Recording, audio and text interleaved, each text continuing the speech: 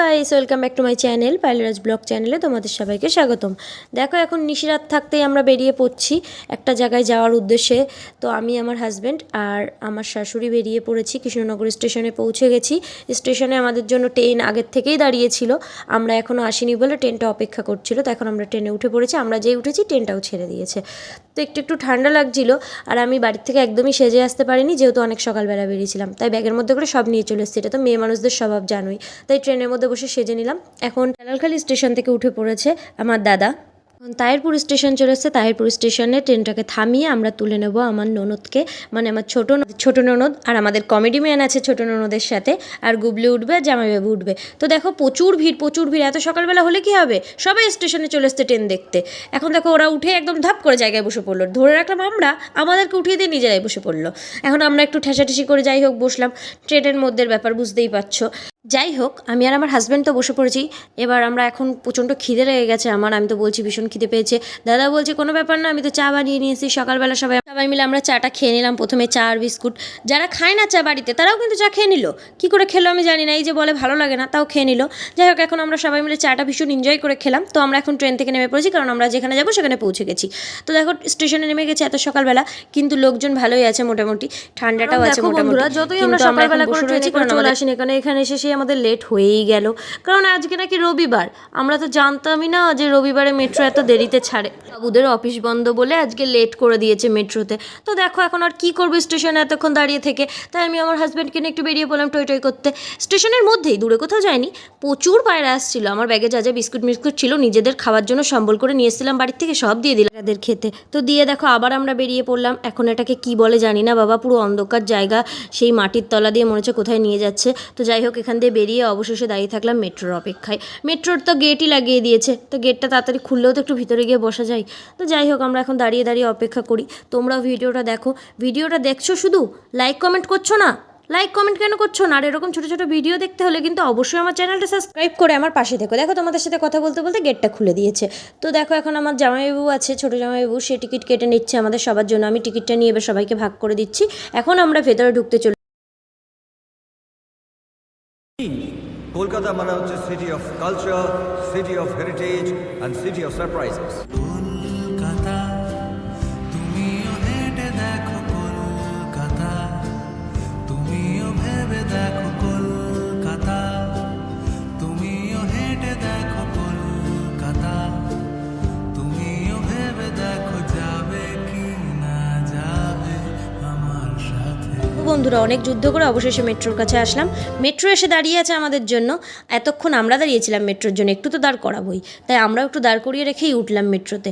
তো দেখো উঠার পরে কিছুক্ষণ বাদেই ছেড়ে দিল। তো ছেড়ে দেওয়ার পরে আমরা আবার ওখান থেকে নেমে আবার সেই নতুন যুদ্ধতে নেমে গেছি। যেভাবে এসেছিলাম সেইভাবেই বেরোলাম। কলকাতা তুমিও হেঁটে দেখো, কলকাতা তুমিও ভেবে দেখো, কলকাতা তুমিও হেঁটে দেখো, কলকাতা তুমিও ভেবে দেখো, যাবে কি না যাবে আমার সাথে।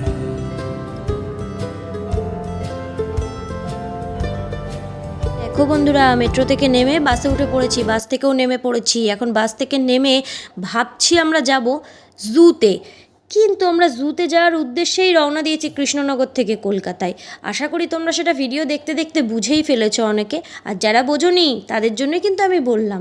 কিন্তু জুতে ঢোকার আগে যে আমার পেটের মধ্যেই জু জু করছে এই দূরে, তার জন্য আমি ভাবলাম আগে একটু কিছু খেয়ে নিই।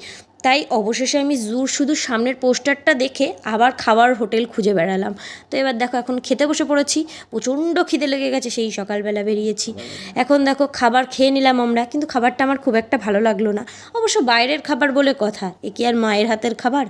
যাই হোক, খাওয়া দাওয়া করে এখন আমরা দেখো বেরিয়ে পড়েছি টিকিট কেটে। আবার ঢুকছি। এখন দেখো বলছে ভিডিও করো না এখানে। আমাকে একবার বারণ করলাম, তারপরে বললাম যে আমি ইউটিউব করি। আমাকে বললো ঠিক আছে করো, তোমাকে আমার চেনা চেনা লাগছে। আদেও সত্যি চেনে কিনা আমি জানি না।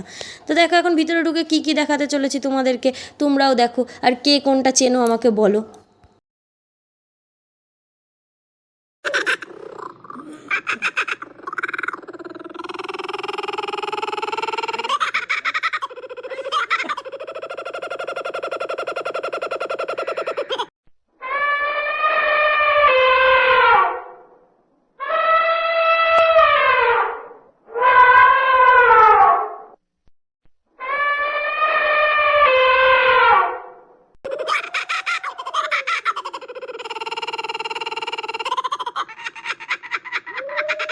অনেকক্ষণ ধরে পশু পাখি দেখলাম, এবার কিছু খাওয়াও না গো, খুব খিদে লেগেছে। আমার হাজব্যান্ডকে বলার পরেই আইসক্রিম খাইয়ে দিল আমার হাজব্যান্ড। দেখেছো কত ভালোবাসে আমাকে, আমার সব কথাই কিন্তু শোনে।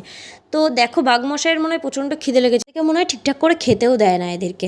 একজন শুয়ে রয়েছে, একজন ওদিকে পেট শুকিয়ে পড়ে রয়েছে, আর একজন তো জলেই ডুবে পড়ে রয়েছে। মনে হয় এর গার্লফ্রেন্ডটাকে ধোকা দিয়েছে, দেখেই বোঝা যাচ্ছে। কি জানি বাবা, এখন মানুষের সাথে সাথে পশু পাখিদেরও তো গার্লফ্রেন্ড বয়ফ্রেন্ড আছে বলো।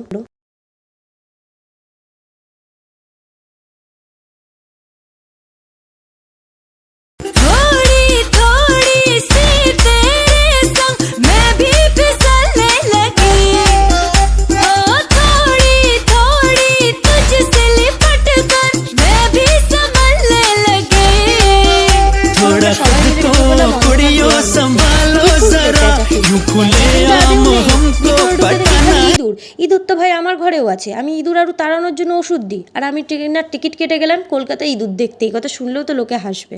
যাই হোক, ইঁদুর টিঁদুর দেখা হলো। আমি বললাম এবার গুহার থেকে আমাকে বার করো, আমার মনে হচ্ছে দম বন্ধ হয়ে যাচ্ছে। তো এখন বাইরে এসে দেখি কি কুমির ভাইয়া রোদ পোহাচ্ছে, এদিকে বাঘ ভাইয়া চক্কর মারছে। মনে হয় আজকে সকালবেলা জগিং করেনি, এখন জগিং করতে বেরিয়েছে। তো যাই হোক, আমরা এগুলো দেখে টেকে নিয়ে এখন বেরিয়ে পড়েছি একটু আশেপাশে আরও পশু পাখি দেখতে। কিন্তু বাঘটা দেখতে কিন্তু আমার খুব ভালো লাগছিল।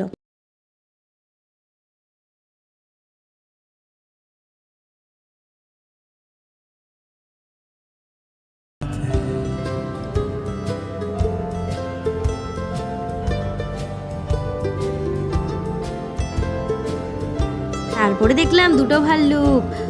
ওয়াও, ওই দেখো ওই দেখো কত বড় বড় ঘোড়া। আরে পাগল, এটা ঘোড়া না, এটা হচ্ছে জেব্রা। ও আচ্ছা আচ্ছা, জেব্রা। ওই দেখো জেব্রার মতো গাছ বানিয়েছে। তো দেখো এখন আমরা সবাই আশেপাশে ঘুরে বেড়াচ্ছি, হঠাৎ করে দেখতে পেলাম আই লাভ আলিপুর জু। এখানে দাঁড়িয়ে কয়েকটা ছবি না তুললে হয়?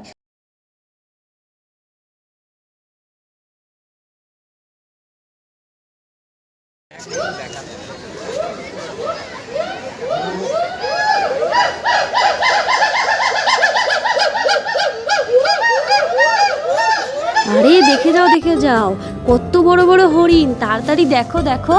এটা হরিণ না পাগল, এটা হচ্ছে জিরাফ। এটাকে বলা হয় বড়- জিরাফ। এত বড় বড় গলা বুঝি? হ্যাঁ, কত সুন্দর দেখতে না এরা। আমরা আর কিছু দেখবো না, আমাদের সবই দেখা হয়ে গেছে। এখন আমরা বেরিয়ে যাচ্ছি জু থেকে। আর তোমরা যারা যারা এখনও জুতে আসোনি তারা কিন্তু অবশ্যই আসবে, এসে দেখে যাবে। এখানে খুব ভালো লাগবে দেখতে এবং খুব সুন্দর ঘোরার জায়গা। দেখো আমরা সবাই এখন হ্যালো হাই করে করে বেরিয়ে যাচ্ছি জু থেকে। আমার শাশুড়িও কিন্তু হ্যালো হাই করে দিল। এখন আবার খিদে লেগে গেছে, যেহেতু বাড়ি যাবো ট্রেনে করে। ট্রেনের মধ্যে আর খাবার খেতে পারবো না, তাই আমরা এখানে বসে খাওয়া দাওয়াটা সেরে নিলাম। তো খাওয়া দাওয়া সেরে আবার আমরা দৌড়ে দৌড়ে দৌড়ে দৌড়ে বাসে করে চলে এসেছি স্টেশনে। স্টেশন থেকে এসে ট্রেনে উঠে পড়েছি। এবার কিন্তু ট্রেন আমাদের জন্য একটুও দাঁড়িয়ে ছিল না, আমরা প্রচণ্ড দৌড়ে দৌড়ে ট্রেন ধরেছি। তাই আমার জামাইবাবুর ঘুম পেয়ে গেছে, দেখো যেহেতু অনেক সকালে উঠেছে না, তো ট্রেনের মধ্যেই ঘুমাচ্ছে। আর আমরা এদিকে জামাইবাবুকে খাবার না দিয়ে খেয়ে নিচ্ছি। যেহেতু ঘুমাচ্ছে আবার ডাকবো কেন বলো, ফালতু ফালতু ঘুম ভাঙিয়ে লাভ নেই। তোমাদের ভিডিওটা কেমন লাগলো অবশ্যই কিন্তু কমেন্ট করে জানিও।